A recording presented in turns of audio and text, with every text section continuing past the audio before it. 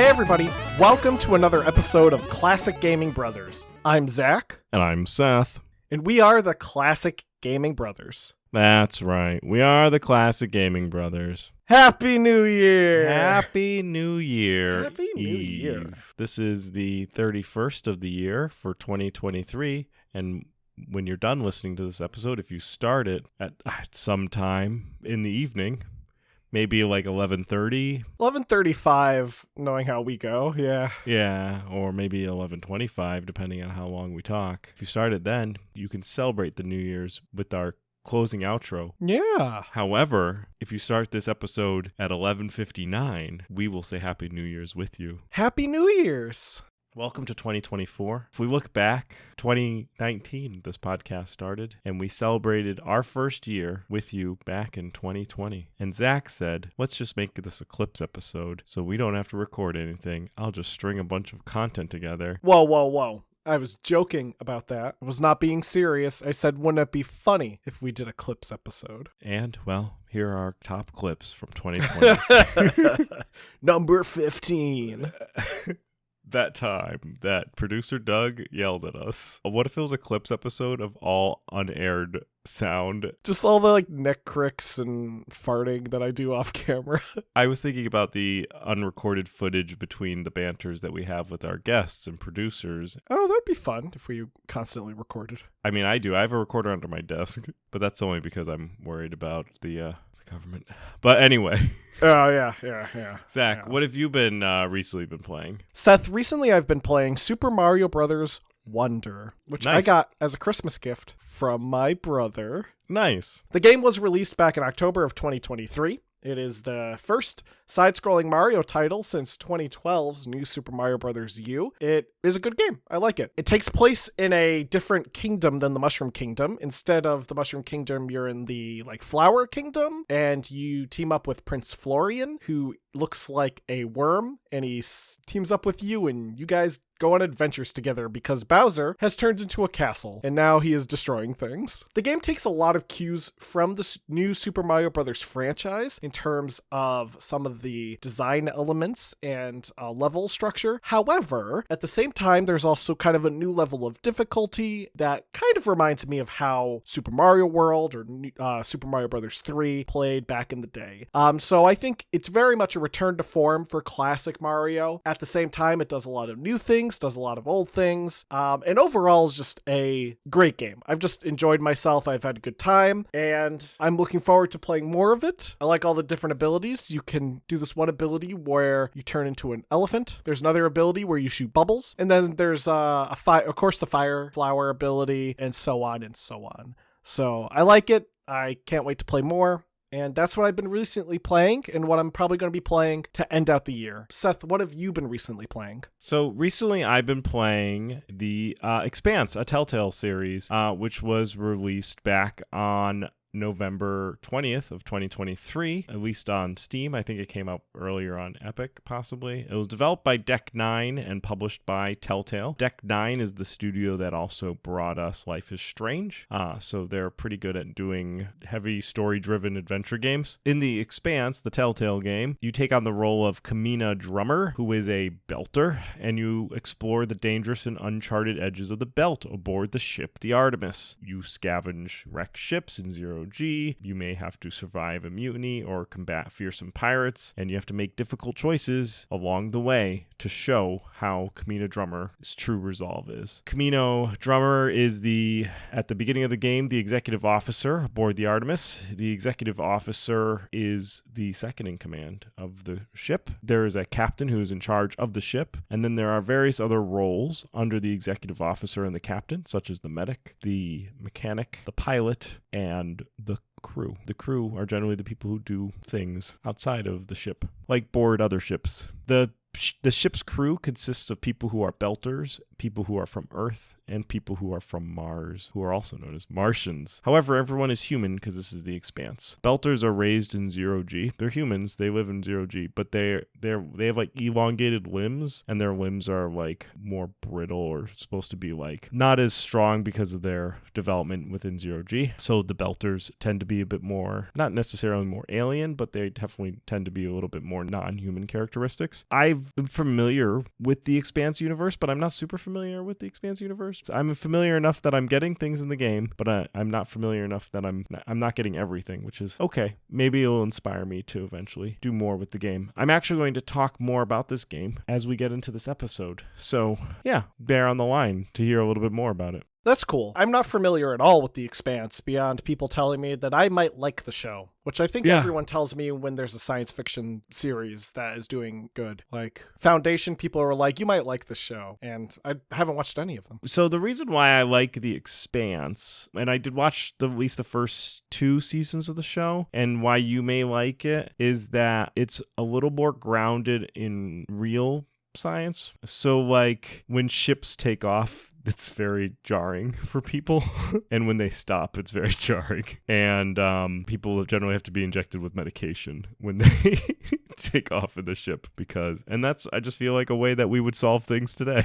Just shoot them up with some drugs. But yeah, so you might like it. I mean, part of The Expanse is like a detective mystery in the beginning. So just kind of like stuff like that. Well, that's fun. To get us into New Year's, producer Doug kindly reminded us over and over again how much he misses the Byway Pass. He has sent us emails and post-it notes and memorandums and all the things that you could possibly do to let us know that he wants the Byway Pass back in force, and he wants it back now. So, last year, we did do the Byway Pass. We did it for New Year's. This year, we're going to do it again for New Year's. So we're going to do a whole Byway Pass episode just for you, producer Doug. We talked about the top 10 games last year that we look forward to playing in 2023. So we're going to start things off by going through those games, and if we played them and if we liked them, and then we're going to jump into the top 10 games of 2024 that we are looking forward to playing. So starting us off, Seth, do you want to take it away with one of those games from 2023 that you were really looking forward to playing? Yeah, I think this is kind of fun. We get to do a little post-mortem and look back at the games that we were excited about and where our minds were at that time, and whether or not those games came to fruition, because it's game development. Sometimes games get delayed. So did these games get delayed? Did they release? Did they come out and bomb and we didn't even decide to pick them up? Maybe. Let's get into it. So the first games that I mentioned in the top 1 slot that I was excited about for 2023, and mind you, our top 10 series, wherever it falls on the top 10, bears no relation to our excitement. We are equally excited about all of these games. Some games we may like more or be more excited about, but they may be lower on the list. Their placement on the list doesn't indicate how excited we are. The top 2 games that I had in the number 1 slot in 2023 was Wolf Among Us 2 and The Expanse. Wolf Among Us 2 was pushed out to 2024 in order to avoid crunch and hurting their employees, which is something I support. Avoiding crunch and hurting their employees, that's what I support, not hurting them. Seth is very pro hurting employees. Yeah, no. I'm anti-hurting employees. So I can still look forward to it in 2024. However, it is not going to be included in our top 10 2024 games. So I am still looking forward to Wolf Among Us 2. The Expanse, however, did come out. It came out November 20th of 2023, at least on Steam, and I played about 40 minutes of it, mostly because it came out November 20th, right around Thanksgiving, and then we roll into Christmas, and there's a bunch of holidays. We're pretty much back to back with like holiday stuff. I think we have a couple of weeks in the downtime, and that's pretty much it. So I played about 40 minutes of it very recently of the recording. I already talked a bit about it because it's also my recently played, because I just played as of like yesterday. I played about 40 minutes of it. Once again, you're the executive officer of the ship. Your character's a belter. The ship's made of belters, Earthers, and Martians. I thought you were going to say he's made of belts. Made of belts. That'd be an interesting game. As the Telltale series of The Walking Dead got me into the Walking Dead series, I'm hoping that the Expanse Telltale series will reinvigorate my likeness of my fondness for the Expanse show and also the book series, and maybe I'll read more books in the sci-fi universe. Now, one of the games that I highlighted was Resident Evil 4 Remake. This was a game that I was looking very much much forward to playing, and I didn't play it. To be honest, I didn't play a lot of the games that I was looking forward to playing for a variety of reasons, which we'll get into, but I did play a lot of Sonic. So you know what? At least I did something with my time this year. But the Resident Evil 4 remake was a game that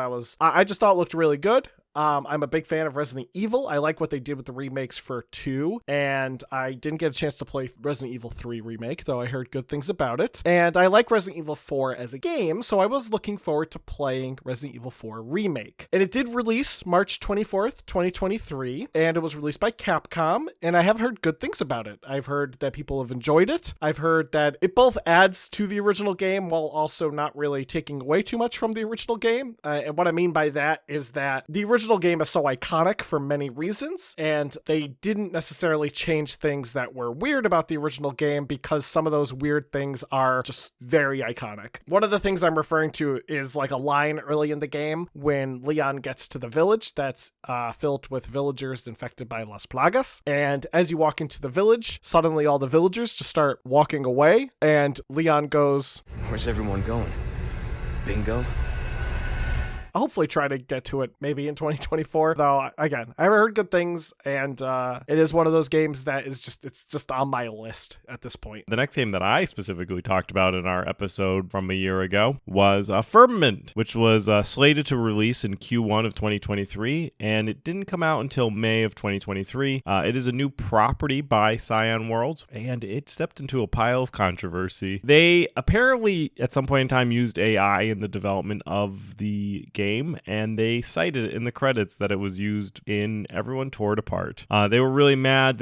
People made assumptions that certain things were used through AI. There's a lot of reading in the game, and people thought that the journals were created with AI and solely created with AI. They had to come out and make a couple of statements saying that even though AI was used, it was all human, using that AI to assist them. There were no jobs that were taken away because of it, and so on and so forth. But it just that the credit to the AI in the credits was just, it came right out the right moment where people were just very mad that AI was being used in creating of this type of medium, this art medium that we all enjoy. However, the issue I had with it was not the issue with AI, even though I think that people shouldn't be robots, and that I felt like their explanation was fine. But my issue ultimately with Firmament was pretty much early part of the game. I picked it up on release back in May, and the last time I played it was on release back in May. I think I played a couple of sessions of it. I feel like the issue with me is that it's a bit flat. Like the storytelling's a bit flat, and the world's not really interesting. I may try to give it another crack because it is the Cyan World. They did Abduction, they did Myst, they did Riven, they did all sorts of great games. For me, it just fell flat for me. I don't know why, but I'll possibly play it again in 2024. But for me, it just really didn't resonate with me. And then all the controversies happened, and then I just kind of moved on to other games. Yeah, that's unfortunate about the AI thing. Now, a game that I did get to play but didn't release in 2023 was Alone in the Dark. So Alone in the Dark actually got pushed back or just wasn't ever released in 2023, or the plan was never to release in 2023, but it is due to release in 2024. In fact, in March of 2024. And I did get a chance to play it. I played it at PAX. I really liked it. I like the change of direction that the game is taking. Specifically, it has a more psychological horror element to it that I don't think was really present in the original, and the remake is also really heavily leaning into the Lovecraftian elements. I definitely do plan to pick it up. Whether or not I pick it up on release is an entirely different question for future Zach, but it is a game that I definitely want to play, so I am definitely looking forward to it, and my current plan is to grab it. The next game I talked about was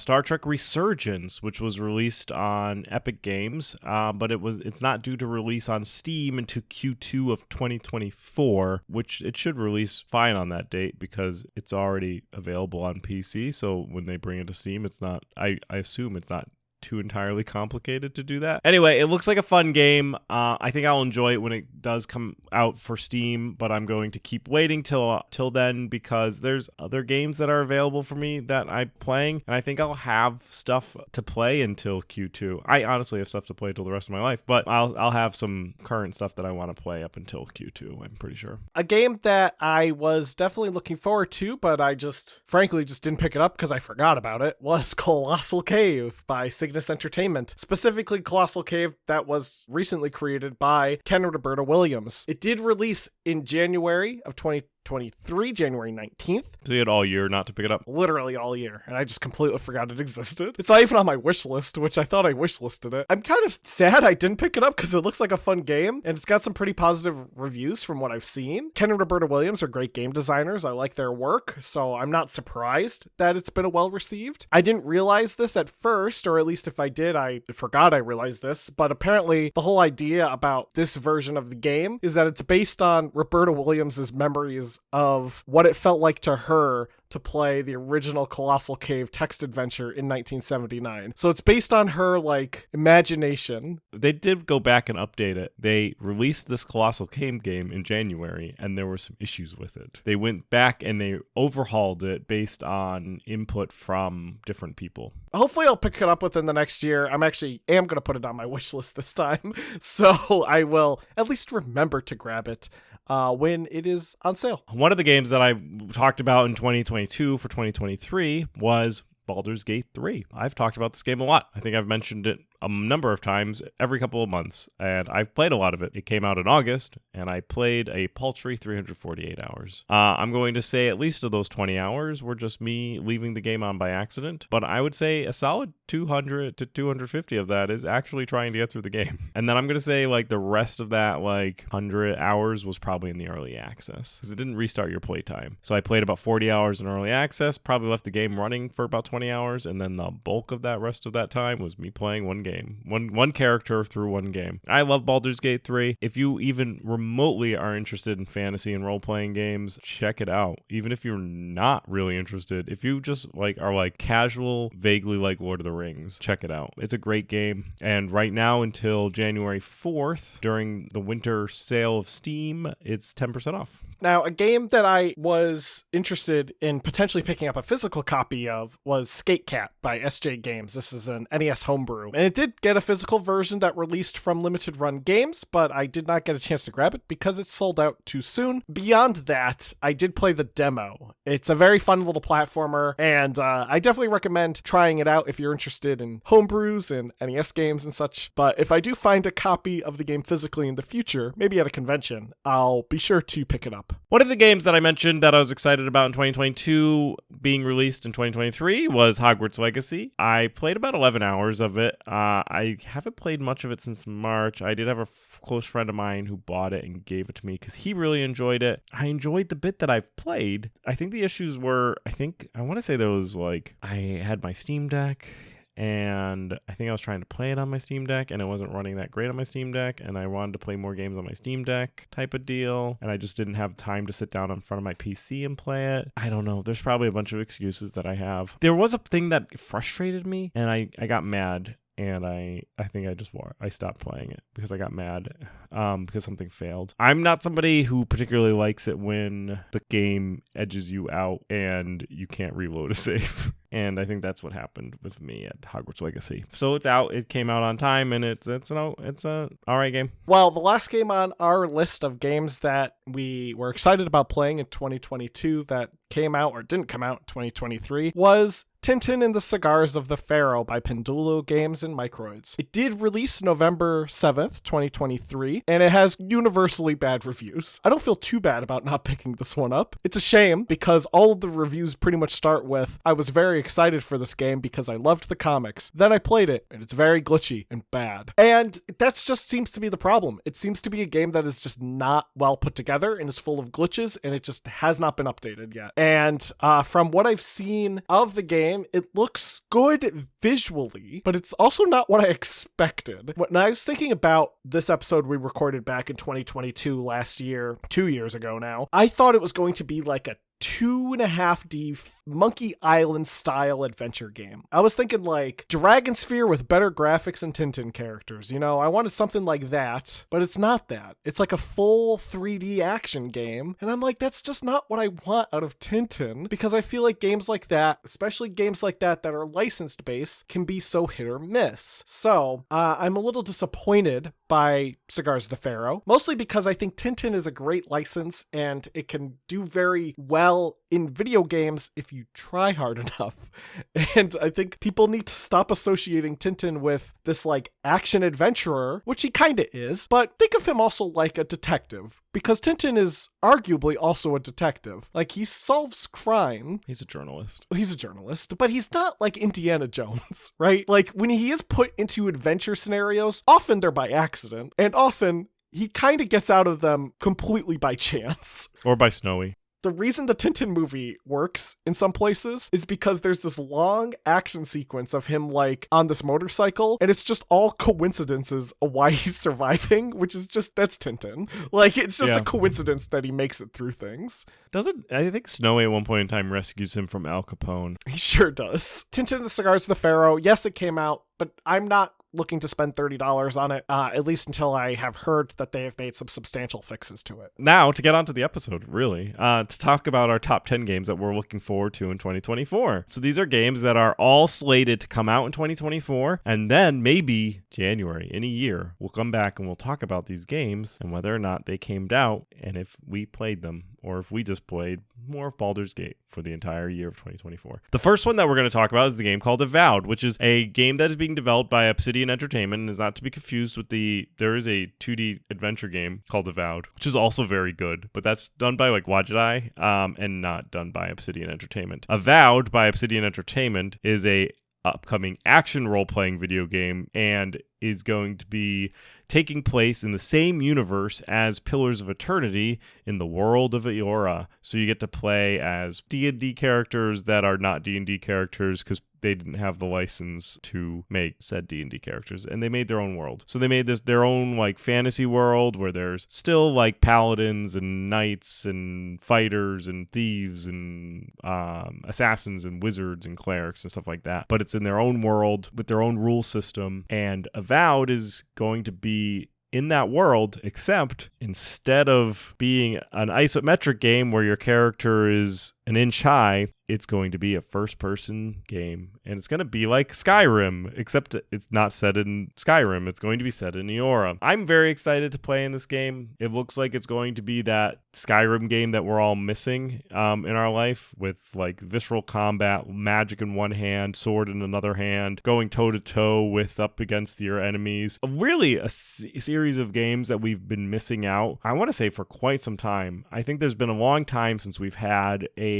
game like Skyrim where you're like in a first-person perspective fighting a mythical creature up in front. Because before that, if you think of the Elder Scrolls going back, all those games are like that. But then I'm trying to think of other games that are kind of like that are not like early 2.5D adventure games or fight like role-playing games, you know what I mean? And it's coming out in 2024. So if you are interested in if you're missing out on your Skyrim, do what I did and wishlist Avowed. Nice. If you hate Skyrim, then don't. A game that I think Seth and I are both looking forward to, but we've definitely alluded to it a bunch, is Star Wars Dark Forces Remastered, which is due to be released February 28th of next year. Developed by Night Dive Studio, it's a remaster of Dark Forces, the 1995 Star Wars game. That's exciting.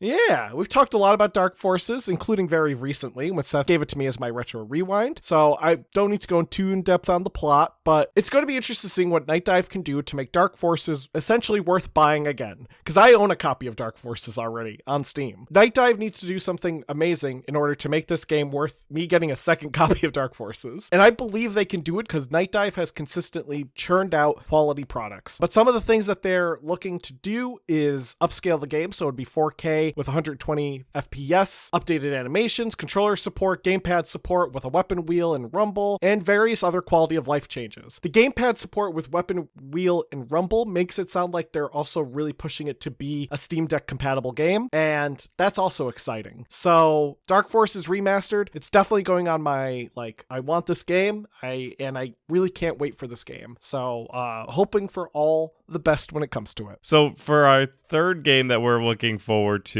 that's going to be released in 2024 is Ara History Untold. Ara History Untold is an upcoming turn-based grand strategy video game, and it's going to be developed by Oxide Games and published by Xbox Game Studios. Ara ARA.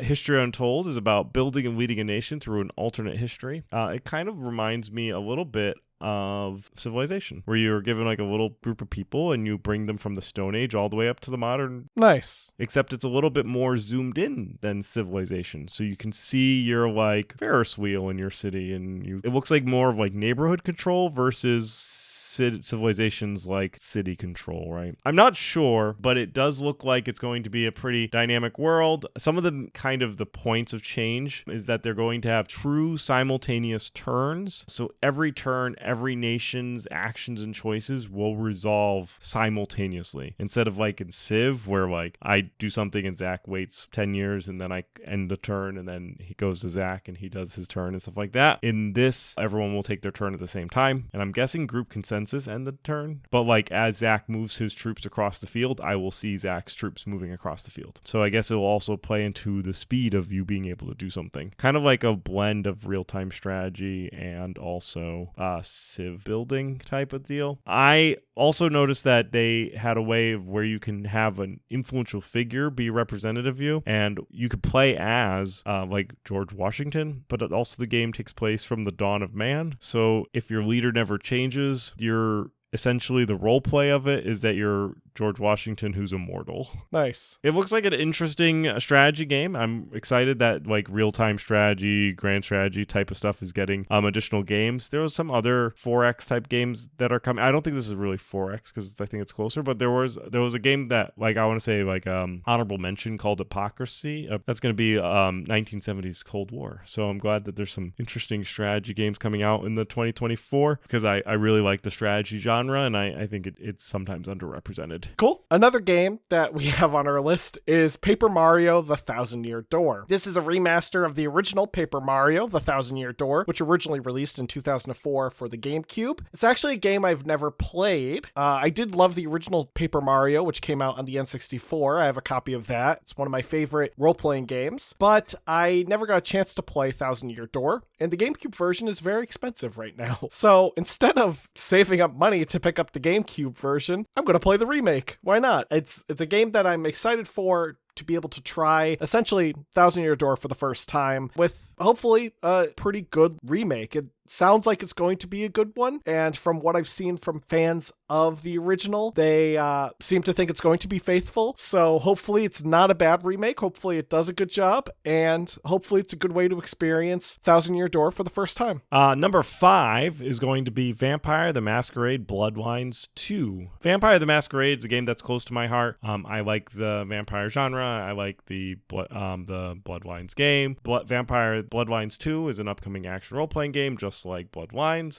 It's being published by Paradox Interactive, and it's actually being developed by the Chinese Room, which I believe is the new developers on the case, because they were originally being developed by somebody else, and those people were fired or something. There was some controversy or some stuff going on with Vampire Masquerade Bloodlines 2. I think it was supposed to come out 2023 or it was supposed to come out earlier, and it's been in developer hell. But the developer of the Chinese Room game looked like they were involved in games like some Amnesia games and also Dear Esther. So they're familiar with games that require a degree of like environmental suspense. And I think that's really crucial to having a good Bloodlines game, is that there needs to be some environmental suspense. I think the best level in Bloodlines is the hotel, and that's all about environmental suspense. The game takes place in a modern-day Seattle. It's a really kind of like playing into the vampire world where it's going to have some wars. I'm guessing that's going to be the Camarilla, the Spot, and the Anarchs, and they're all fighting each other. So that should be an interesting game that's going to take place. I'm really been being blind towards this game, mostly because I don't want to hype myself up to the point of being overhyped. So I've really just not even been reading any news or anything that comes out. I know some of the clans that are going to be available to play. I'm not even really keeping track of them. I'm just going to wait till the game comes out. If it's $70 and is overwhelmingly positive, I'll probably buy it. If it's more than $70, I may wait. If it's under $70 and mildly positive, then I'll buy it. So anywhere in between, but I'm looking for a good review and a good price point. So the next game, number 6, is Clock Tower, developed by WayForward and supposed to be published by Limited Run. It's going to be a remaster, re-release of the original Clock Tower, which came out for the Super Famicom way back when, and was also on the PS1 as Clock Tower: The First Fear. And it's going to be a release for modern consoles, so PS4, PS5, PC, etc. I don't believe I'll be picking up the Limited Run version. I think Limited Run puts out a quality product, but I'm not always a fan of the wait times. So I definitely will pick up the digital release, and if they put out kind of a, like, sometimes Limited Run puts out just the game with like the case and the disc, like with none of the special stuff, I might pick that up. But it looks like it's going to be cool. It's the original version of Clock Tower, but they're doing some reworking to better localize the game, to make the game more accurate to the original storyline. Along with that, there's also going to be new music, and there's going to be animated motion comics, which is kind of a neat addition. So that should be very cool. I'm a big fan of Clock Tower. I have the original as a reproduction cartridge with a fan translation, and that's been fun to play, but it's going to be cool to see kind of what an official localization looks like, and to kind of get that onto modern systems, because it would be fun to play, on my PS4 as opposed to plugging in everything to get my Super Nintendo going. So number 7 is going to be Suicide Squad: Kill the Justice League. It's a upcoming action shooter game developed by Rocksteady Studios and published by Warner Brothers Game, and it is the sequel to Batman Arkham Knight, being developed by the creators of the Batman Arkham series. Kill the Justice League is a genre-defying third-person action shooter where the ultimate band of misfits must do the impossible and kill the Justice League. I'm excited about this. I am excited to play as bad guys. I'm excited to play as bad guys in a Batman Arkham type of game. I think that because the combat is always so great and visceral by Rocksteady.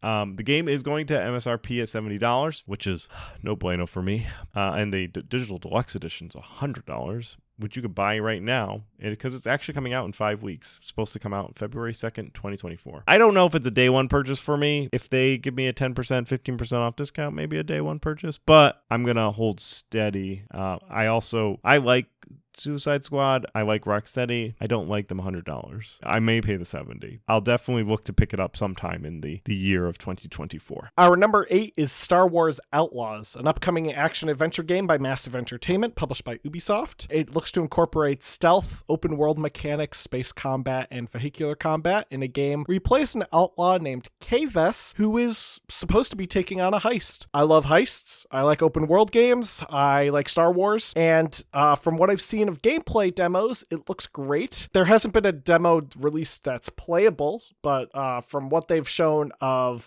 footage and stuff of the game, it looks like it's supposed to be a really good game from what I can tell. Hopefully it lives up to those expectations. I have been impressed by Star Wars games of late. I really liked Jedi Survivor when I picked it up. Hopefully it lives up to that, though it's going to be cool to play a game where you are not reliant on Jedi stuff. It'll be nice to not be a Jedi for once, because Kay is not a Jedi. She's just a scoundrel. And you know what? Being a scoundrel is fun, and hopefully you can meet Boba Fett. Number 9 is going to be Prince of Persia: The Lost Crown. It's a upcoming action-adventure platform video game developed and published by Ubisoft, and it is the first new major installment in the Prince of Persia series since 2010, Prince of Persia: The Forgotten Sands. So 13 years, now we have a Prince of Persia game coming out. It looks like it's due to be out January 18th, 2024. It looks like it's coming to Windows, but I think it might only be coming to Epic. But it is going to be released on Nintendo Switch and PlayStation 4 and 5, Xbox One, Series XS. And it's going to be a 2.5D side-scrolling action-adventure video game where you play as a new character named Sargon, and it's going to be a Metrovania-style Prince of Persia game. It's kind of going back to the roots of the original cinematic platforming Prince of Persia game. So it's very much 2D style. It's going to be an interconnected game world filled with shortcuts, secret rooms, solving puzzles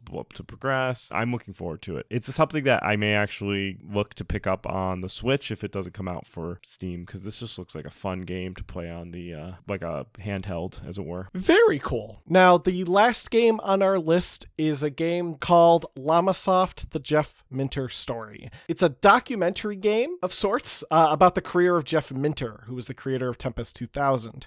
It's being developed by Digital Eclipse, who put out some pretty pretty excellent game collections. Digital Eclipse has this kind of unique talent of putting out collections of games that are more than just like a menu. So like, for example, their Atari 50, the anniversary collection was this loving tribute to Atari's 50 years, as well as having interviews and like magazine scans and advertisements and all these other things that you would expect from an anniversary. Similarly, the Teenage Mutant Ninja Turtles Cowabunga collection is like this tribute to the classic Teenage Mutant Ninja Turtles games, diving into like every version of the game that was available for certain games. It's just, they do a good job at putting things together and making things look nice. And this is their plan for the Jeff Minter story. It's a collection of Jeff Minter games where it also acts as kind of an interactive documentary about his games. He worked on games for the Sinclair, the Commodore VIC-20, the Spectrum, the Commodore 64, and the Atari 800. So it's gonna be a wide variety of games, and it's kind of be cool to see kind of what Digital Eclipse puts together. Nice. What a year. 2023 was a great year for the Classic Gaming Brothers. We celebrated our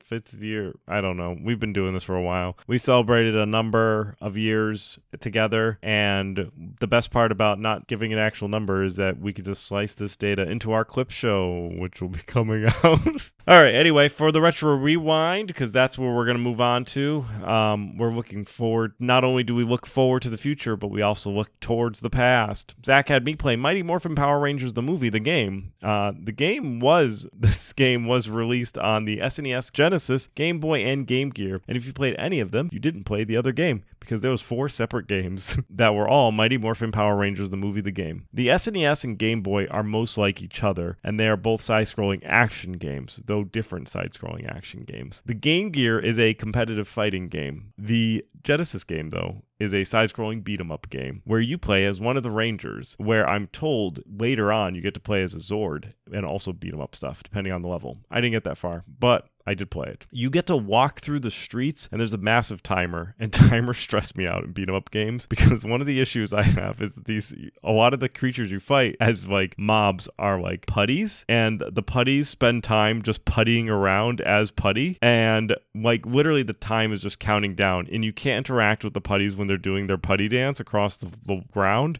so you have to wait until these putties form up to then you start punching them. I did learn that if you hold forward and you punch a bunch, you pull out your weapon, which I learned because I was playing as the Blue Ranger, because he always is like a sad sack, and I like playing as I feel like I gotta give him some love because he's a sad sack. He has a trident, which if I was a Blue Ranger, I mean, I do kind of look like the Blue Ranger, but if I was given a blue suit and a trident, I would also be a sad sack. They're like, yeah, you get a cool sword, and I don't know what the other ones, to be honest, have for their weapons. I'm only familiar with what the Teenage Mutant Ninja Turtles have for weapons. I wasn't a big Power Rangers guy. Zach, though, loves Power Rangers. Anyway, I played through the first level. At the end of the level, you fight a boss. A fight is kind of an opportune word here. The boss appears and shoots fire explosions at you, and then you fall down, and the stage clears. And I didn't know if I was supposed to jump during that sequence, but the stage cleared, so I guess I won. But I felt like I didn't win, and then the guy went off and kidnapped Zardon or something. I don't know what was going on in that game. It's okay. It's a beat-em-up game. The sprites are a little small, and the combat is a little, that's fine. If you like waves of combat, it's a lot of, especially the early stages, it's just a lot of putties. But if you like Power Rangers and you like beat 'em games and you like the Sega Genesis and you like the 90s, this game might be for you. It's not the worst game that Zach gave me. However, next week, Zach, you can play Batman Beyond Return of the Joker for the N64, which is the only N64 game featuring Batman. Also, the only game ever based on the animated film Batman Beyond Return of the Joker.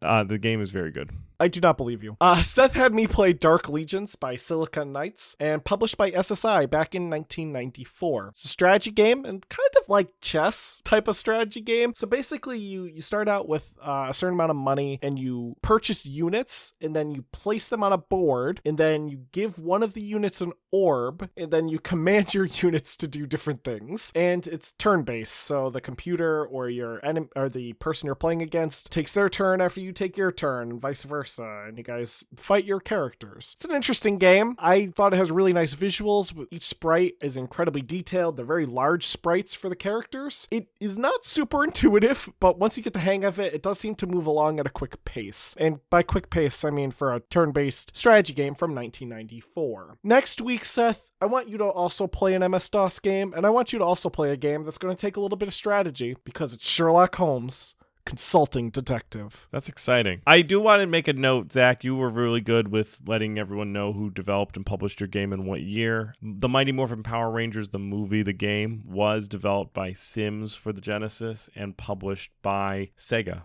and Banpresto for the Genesis. It was also released in 1995, so there could have been a house somewhere in the world where the dad or the mom was, or the older brother was playing Dark Legions, and the child was playing Mighty Morphin Power Rangers, the movie, the game. Well, Happy New Year to everyone listening, and we hope everyone enjoyed this episode. If you have any suggestions for next year's episodes, feel free to email us at classicgamingbrothers@gmail.com. Be sure to like us, follow us, subscribe to us, do all those things that you can do. We're available wherever podcasts can be found, be it iHeartRadio or Podbean or iTunes. You can find us also on Facebook, Classic Gaming Brothers, Instagram, Classic Gaming Brothers, X, CG Brothers Pod, and Blue Sky, CG Brothers Pod. We also have a website, classicgamingbrothers.com. Check it out. With that, Seth, is there anything that you would like to contribute? Don't play games like my brother. Don't play games like my brother. I've been Seth. And I've been Zach. And we've been the Classic Gaming Brothers. That's